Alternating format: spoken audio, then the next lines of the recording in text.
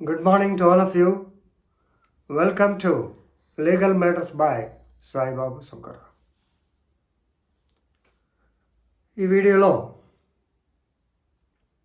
Court అంటే ఏమిటి, court యొక్క డెఫినేషన్ ఏమిటి, అలాగే can jail become a court, జైల్లో కోర్టు ప్రొసీడింగ్స్ కండక్ట్ చేయవచ్చునా అటువంటి దాని మీద మద్రాస్ హైకోర్టు ఇచ్చినటువంటి జడ్జిమెంట్ మీద సుప్రీంకోర్టు వారు ఇంకా మేము ఇంటర్ఫేర్ కావక్కర్లేదు, మెడ్రాస్ కోర్టు ఇచ్చింది కరెక్టే అన్నారు.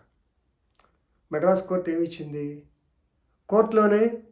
జైల్లోనే కోర్టు పెట్టండి, తొందరగా ట్రయల్ చేయండి, సాక్షులకు భయం ఉంది అనేటువంటి చెప్పారు.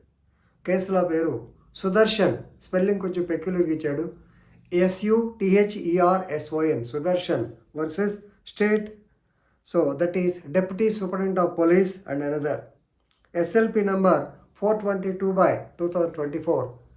అది నిన్ననే 7/2/2024 నాడు సుప్రీంకోర్టులో నిన్నే డెసిషన్ తీసుకోవడం జరిగింది. రైట్.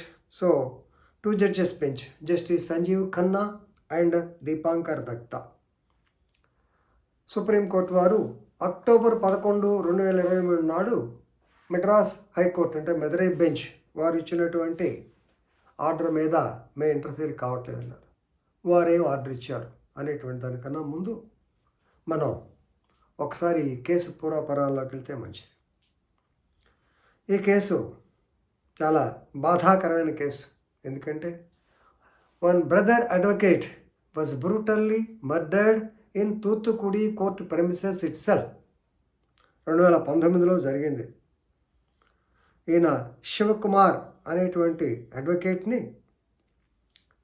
ఈ యొక్క అఫ్కోర్స్ మానిటరీ డిస్ప్యూట్స్ అనగాలి గ్యారంటీగా, ఫైనాన్షియల్ డిస్ప్యూట్స్ వల్ల ఈ మన ఉన్నాడు కదా పేరు సుదర్శన్ డైరెక్ట్గా కాదు, ఆ లాయర్ని వేరే వాడు చంపారు. చాలా సీరియస్ అయింది. అడ్వకేట్స్ అంతా గందరగోళం చేశారు. ఆ కేసుని ముత్తుకుమార్, శివకుమార్ అనే ఇద్దరు విట్నెస్లు, చూసిన విట్నెస్లు అంటే బ్రదర్ అడ్వకేట్స్, వాళ్ళు చాలా ఇష్యూ చేశారు. దాని మీద ఇంకొక మర్డర్, వాళ్ళ ముత్తుకుమార్ కూడా మర్డర్ చేశారు. దాంట్లో వీడు ముద్దాయి, సుదర్శన్ ముద్దాయి. లాయర్ మర్డర్ అయ్యాడు, దాంట్లో ఉన్న మెయిన్ క్రూషియల్ విట్నెస్ కూడా మర్డర్ అయిపోయాడు. ఇంత సీరియస్ కేసు. ఇతను తూత్తుకుడి జైల్లో ఉన్నాడు. ఉన్న తర్వాత Sudarshan has filed an application for bail, కానీ 2019 నుంచి ఇంతవరకు అతనికి బెయిల్ ఇవ్వాల. High court of Madras Madurai bench క్లియర్గా చెప్పింది, నీలాంటి వాడు బయటికి వస్తే చాలా డేంజర్. ఆల్రెడీ మా అడ్వకేట్ని చంపారు, మరలా దాంట్లో ఉన్న సాక్షిని చంపారు, ఇంకా సాక్షులకి ప్రొటెక్షన్ ఎక్కడ ఉంటుంది బయటకు వస్తే, ట్రయల్ జరిగింది, నువ్వు బయటకు రావడానికి లేదు అన్నారు. రైట్ అంటూ మెడ్రాస్ హైకోర్టు వారు ఇంకో డైరెక్షన్ కూర్చాడు, ఏమయ్యా దీన్ని తొందరగా కంప్లీట్ చేయండి, ట్రయల్ కంప్లీట్ చేయండి. ఆ ట్రయల్ జైలు ప్రెమైసెస్లోనే ఒక బిల్డింగ్ని, ఒక రూమ్ని కోర్టు కింద కన్వర్ట్ చేసి అక్కడే కండక్ట్ చేయండి ట్రయల్. ఇది డైరెక్షన్. అక్టోబర్ 11, 2023 నాడు. ఇక దీంట్లో ఏమి జరిగింది అనేది తెలుసుకోవటం మంచిది. Advocate on behalf of Sudarshan Nagamuthu, Nagamuthu senior advocate, ఆయన ఏమంటే హైకోర్టు మేము 439 కింద సిఆర్పిసి కింద బెయిల్ పిటిషన్ వేసాం. 439 ఏంటి, bail in case of non bailable offence. Already మా వాడు అరెస్ట్ అయ్యాడు, బెయిల్ ఏమని అడిగాం, ఇస్తే ఇవ్వండి, లేకపోతే ఊరుకోండి. అంతేగాని ట్రయల్ కోర్టులో ఏమంటారు జైల్లో కండక్ట్ చేయటం అంటాం, it is nothing but exceeding the jurisdiction of the high court. అది ఆయన పెట్టేది. హైకోర్టు బెయిల్ జ్యూరిడిక్షన్ని ఎక్సీడ్ చేసింది. బట్ జస్టిస్ సంజీవ్ ఖన్నా అన్నారు, please go through section 482 CrPC. Inherent powers to the high court to do complete justice. న్యాయం అనేది పూర్తిగా జరగటానికి కోర్టుకి అపరిమితమైనటువంటి అధికారాలు ఉన్నాయి. వాటిని ఉపయోగించి ఏం పర్వాలేదు చెప్పవచ్చును అని 482 గురించి the part of the order is under 482 CrPC and definitely it is specific to this case. గతంలో సుబ్రతో రాయ్ సహారా ఆయన కేసు కూడా తీస్ హజారీ కోర్టు కదా ఏమంటారు, ఢిల్లీలో ఫేమస్ తిహార్ జైల్లో జరిగింది.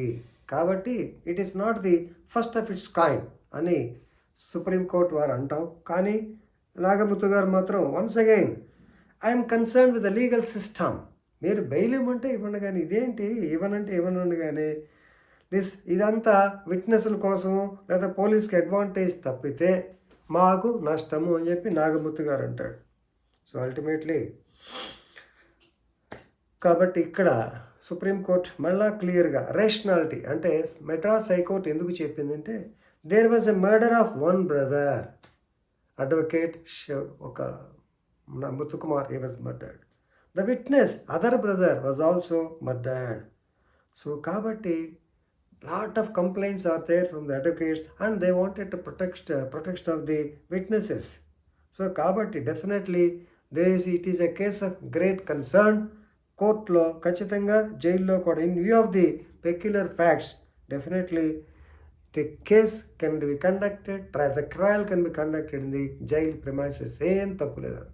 కాబట్టి గుర్తుపెట్టుకోండి మిత్రులారా, కోర్టు అంటే ఏంటి, అందుకనే మీకు 327లో సిఆర్పిసిలో చెప్పేవాళ్ళం కోర్టు. ఇప్పుడంటే రేపు రాబోయే భారతీయ న్యాయ సంహిత ఐపీసీలో కోర్టు అంటే ఇంక్లూడింగ్ జడ్జెస్ ఇవన్నీ క్లియర్గా వచ్చేసింది. ఆ పాత డెఫినేషన్ ప్రకారం court is a place where the justice is administered. Court can be at any place. So ఇది చెప్పడానికి ఈ వీడియో చేశాను. ఇంతటితో ముగిస్తున్నాను. ధన్యవాదాలు.